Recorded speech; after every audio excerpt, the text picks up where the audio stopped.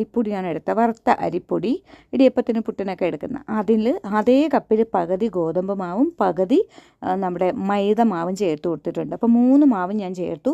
ഇനി 2 table spoon റവ. നമ്മൾ ഉപ്പുമാവിനൊക്കെ തയ്യാറാക്കുന്ന ആ റവയാണ് 2 ടേബിൾ സ്പൂൺ. വറുക്കുകയൊന്നും ചെയ്തിട്ടില്ല. പിന്നെ ഞാൻ ഒരു 1/2 ടേബിൾ സ്പൂൺ ഉപ്പ് ചേർത്തു. അപ്പോൾ ഇത് ഇത്രയും കൂടി നല്ലതുപോലെ ഒന്ന് മിക്സാക്കി കൊടുക്കാം. അപ്പോൾ നമ്മുടെ ഇതേപോലത്തെ ചെറിയ സ്പൂൺ കൊണ്ട് ഒന്ന് നല്ലതുപോലെ ഇളക്കി എല്ലാ മാവും ഒന്ന് മിക്സ് ചെയ്ത് കൊടുക്കുക.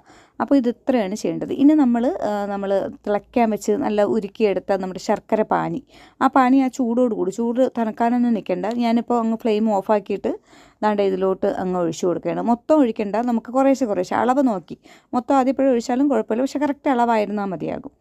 അപ്പോൾ ഇതിൻ്റെ കൂടെ നമ്മൾ ഇടയ്ക്കിടയ്ക്ക് ഇങ്ങനെ ശർക്കര പാനി ഒഴിച്ച് നല്ലതുപോലെ ഒന്ന് മിക്സ് ചെയ്തെടുക്കുക.